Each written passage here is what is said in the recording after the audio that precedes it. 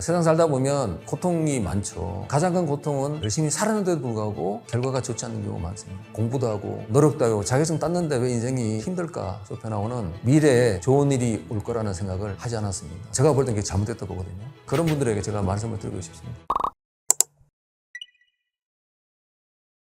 쇼펜하우는 인생은 고통이란 말을 자신의 철학에서 풀어냈습니다. 왜 인생이 고통이냐? 우리의 삶은 영원히 살려는 욕망이 있습니다. 산다는 것이 삶이 욕망이기 때문에 욕망은 끊임없이 충족을 찾아갑니다. 충족이 안 되면 고통입니다. 가령 배고픔이라든가 이런 것이 있고, 충족이 되면 행복입니다. 적당한 충족이죠. 지나치게 충족이 되면 고통을 가져옵니다. 그래서 배가 고파도 고통이고 배가 터지게 먹어도 고통인데, 그 인간의 욕망은 적당히 이제 충족이 돼야만 행복을 유지할 수 있습니다. 이런 점에서 인간은 죽을 때까지 욕망이 결핍과 충족, 과잉 충족으로 움직이고 있습니다. 그래서 인간은 행복하지 못합니다. 오히려 불행한 시간이 많습니다. 결핍의 시간이 많고 과잉 충족의 시간이 많습니다. 그리고 그 짧게 지나가는 충족의 시간, 이걸 이제 무라카미 하루키는 소확행이라 할 수 있는데요. 이 순간을 우리가 잘 모르고 지나가는 경우가 많습니다. 우리에게는 결핍의 고통이 너무나 큽니다. 돈이 없거나 친구가 없거나 배고픔의 어떤 고통을 오랫동안 각인하기 때문에 인간에게는 항상 고통이라는 인식이 있습니다.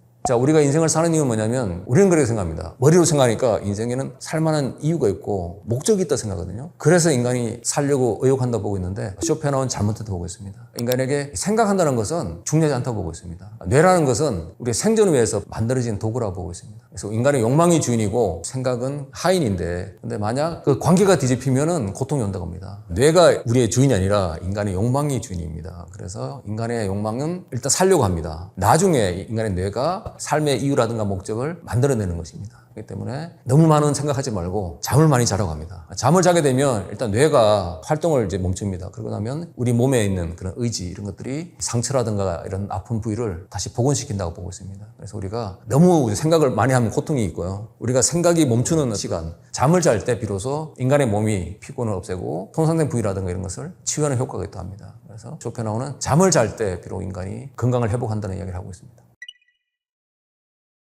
첫 번째는 이제 인간관계를 좁혀야 됩니다. 너무 많은 인간관계는 피곤하기 때문에 적당한 인간관계를 유지하는 게 중요합니다. 그래서 좋은 친구라는 것은 우리가 같이 모여서 즐거운 시간을 보내는 게 좋은 친구가 아닙니다. 우리가 힘들 때 함께하는 사람이 진정한 친구입니다. 그걸 이제 평소에 잘 판단해가지고, 이 사람은 그냥 즐거운 시간을 보내는 사람인가, 아니면 이 사람은 진짜 내가 힘들 때 나에게 도움이 될 수 있는 사람인가를 잘 판단을 해야 됩니다. 질투를 하지 말아야 됩니다. 질투를 하면서 남이 잘 된 거와 내가 못된 거를 비교를 합니다. 끊임없이 불행감이 빠지는 경우가 있습니다. 가령 어떤 사람이 투자를 통해서 2배의 수익을 얻었습니다. 그런데 어떤 사람은 10배를 얻었습니다. 그러면 2배를 얻은 사람이 비교를 통해서 자존감이 떨어집니다. 나는 2배밖에 못 벌었는데 저 사람은 10배를 벌었다는 생각하거든요. 그래서 결코 돈을 아무리 벌어도 만족할 수 없는 그러한 어떤 문제점이 있습니다. 인생의 목적을 정할 때 특히 돈을 쇼펜하우고 이야기하고 있는데, 돈에 대한 욕심은 끝이 없기 때문에 아무리 벌어도 남들이 나보다 더 많이 벌게 되면 시기하는 마음 때문에 결코 만족할 수 없다고 합니다. 그래서 적당하게 우리의 마음을 다스리기 위해서는 질투를 하지 말라고 합니다.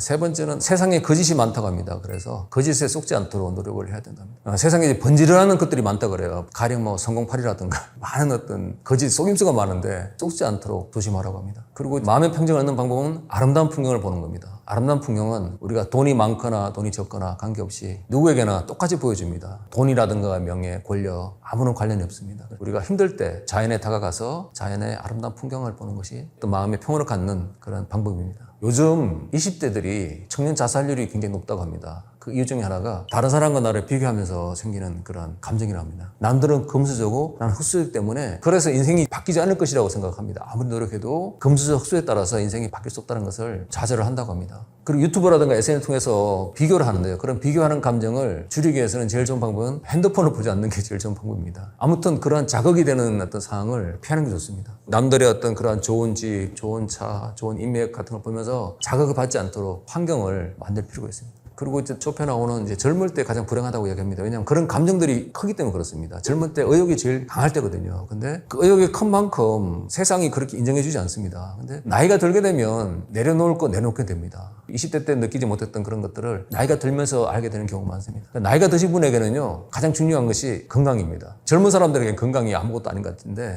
젊을 때 느꼈던 그러한 시기 질투의 어떤 그런 감정들이 나이가 들면 좀 바뀌기도 합니다.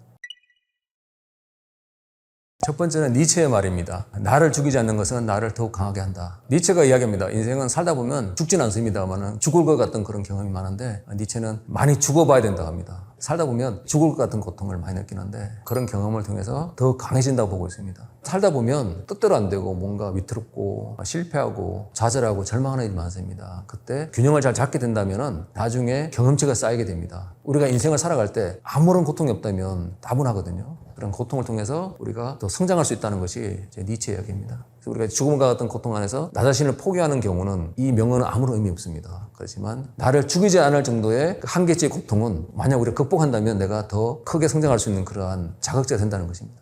니체는 쇼펜하우어 영향을 받았던 철학자입니다. 똑같이 쇼펜하우어가 이야기했던 염세주의를 극복하려고 삶의 부정에서 삶의 긍정으로 넘어가는 그런 사유를 했던 유명한 철학자입니다. 내용 중에는 하나만 꼽으라면 니체는 우리가 사는 삶을 영원히 반복해서 살 수 있는 것처럼 살아라고 합니다. 내가 이 삶을 살 때 이것을 다시 태어나도 반복할 수 있는 일인가? 내가 이 사람을 만나도 다시 한번 영원히 반복해서 만날 수 있느냐? 그런 사람이 좋은 사람이라는 겁니다. 그런 기준으로 본다면 우리가 인생을 살아갈 때 이 일이 나에게 좋은 것인가 아닌가는 내가 이것을 반복해서 영원히 할 수 있는데 다시 태어나도 할 수 있을지 이러한 영혼 회귀를 통해서 우리는 가장 좋은 것을 생각할 수 있다고 합니다. 다른 말로 아모르 파티라고 합니다. 우리는 싫어하는 것을 반복하고 싶지 않습니다. 다시 태어나도 우리가 무한 반복할 수 있는 그런 삶을 살아야 된다고 합니다. 다시 태어나면 절대로 하지 말아야 될 것이라는 것을 하면 안 됩니다. 두 번째도 니체입니다. 니체는 이제 자라투스트라에서 말했다에 초인을 이야기하고 있습니다. 초인은 바다와 같다고 합니다. 쇼펜하우어가 이야기하는 인간의 가장 큰 갈등은 인간관계에서 생겨납니다. 바다가 어떤 의미를 갖느냐면 바다는 하천에서 흘러들어오는 오수를 다 품고 자신을 낮추는 그러한 의미를 갖습니다. 그 하천을 니체는 인간이라고 보고 있습니다. 그러니까 우리 주위에는 하수 같은 인간들이 많죠. 냄새나고 이기적이고 자기밖에 모르는 그런 사람들인데 그걸 내치지 말고 다 포용하는 것이 바로 바다라고 합니다. 많은 사람들이 이제 나는 옳고 남은 잘못했다라는 그러한 생각들을 많이 합니다. 성각으로 평가를 하는데요.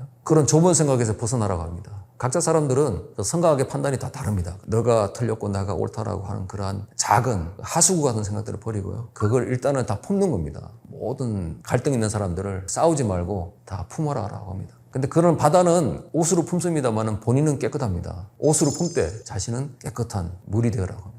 장자크 루소가 말한 인내는 쓰지만 그 열매는 달다라는 말이 있습니다. 우리 흔히 하는 말이 있습니다. No pain, no gain. 고짐감래라는 말이 있는데요. 과일도 보면은 익기 전에는 쓴맛입니다만은 과일이 다 익으면 단맛으로 바뀌는 것처럼 인간의 고통이라든가 노력들은 언젠가 그 결실을 볼 때는 단맛으로 바뀐다는 겁니다. 우리가 지금 너무 힘들고 고통스럽다고 생각합니다만은 이런 노력들이 꾸준히 쌓이게 되면 언젠가 큰 결실을 볼 수가 있기 때문에 고통을 잘 견디고 그 어려운 현실을 잘 이겨낼 것을 이야기하고 있습니다. 자, 세상 살다 보면 고통이 많죠. 가장 큰 고통은 내가 열심히 노력했는데도 불구하고 열심히 살았는데도 불구하고 결과가 좋지 않는 경우가 많습니다. 그런 경우 굉장히 억울합니다. 남들보다 열심히 했는데 또 공부도 하고 노력도 하고 자격증 땄는데 왜 인생이 왜 힘들까? 그런 인식이 있을 때 그런 고통을 견뎌야 됩니다. 쉽게 열매가 맺히지 않거든요. 그래서 그런 분들에게 제가 말씀을 드리고 싶습니다. 고통이 끝나고 행운이 시작되는 시점을 우리가 아무도 알 수 없습니다. 이런 경우는 고통만 지속되다 보니까 좋은 날이 오지 않을 거라고 단정을 짓는 경우가 많습니다. 그래서 포기하는 경우가 많죠. 쇼펜하우어도 그렇게 결정한 부분이 있습니다. 쇼펜하우어는 미래에 좋은 일이 올 거라는 생각을 하지 않았습니다. 그래서 쇼펜하우어의 책을 읽어보시면 현재에만 집중하라는 이야기를 많이 하거든요. 행운을 가져본 사람들은 고생의 끝에서 행운의 온당을 알게 됩니다. 내일 날씨를 우리가 알 수 없는 것처럼 내일 좋은 일이 올지 아무도 모릅니다. 내일 갑자기 이 고통이 끝나고 좋은 날이 올지 단정을 짓지 않았으면 좋겠습니다.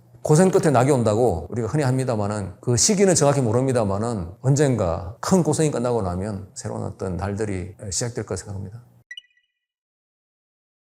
독일 사람이나 한국 사람이나 좀 비슷하거든요. 보편성이 있는 것 같습니다. 쇼펜하우어가 다뤘던 인간의 고통이라든가 이런 것들이 굉장히 우리에게 이제 울림을 줬습니다. 그래서 누구나 읽으면 하나쯤은 공감할 수 있는 내용들이 많거든요. 가장 공감하는 것 중 하나는 고독에 대한 거. 다른 하나는 남의 눈치를 보느라고 자신이 누구인지 모르고 살아가는 그런 일들이 많다고 합니다. 체면 뭐 이런 거 있지 않습니까? 그래서 그런 어떤 생각들을 많은 분들이 하고 있는 것 같습니다. 쇼펜하우어는 너무 지나치게 남에게 잘 보려고 하지 말고 내가 나를 객관적으로 들여다보고 약간 좀 비루하고 못나더라도 내가 나를 보듬고 껴안아야지 그러지 않으면 난 죽게 된다는 이야기입니다. 그래서 내가 나를 볼 때 좀 볼품 없더라도 나 자신을 긍정해야 된다는 이야기를 하고 있습니다. 그리고 내가 할 수 있는 것은 이 세상에서 나만 할 수 있는 것이라고 쇼펜하우어는 이야기합니다. 그게 바로 이제 각자 개성이고 자기 삶의 색깔입니다. 그런데 이미 우리는 개성 있는 삶을 살고 있고 이미 우리 색깔이 있습니다. 다만 남 눈치 보느라고 한 80%밖에 발휘 못하는 것 같아요. 20%는 이제 남에게 잘 보이려고 하는 것이 있는데 쇼펜하우어의 이런 생각들이 우리 한국의 많은 독자들의 마음을 움직였던 것 같습니다.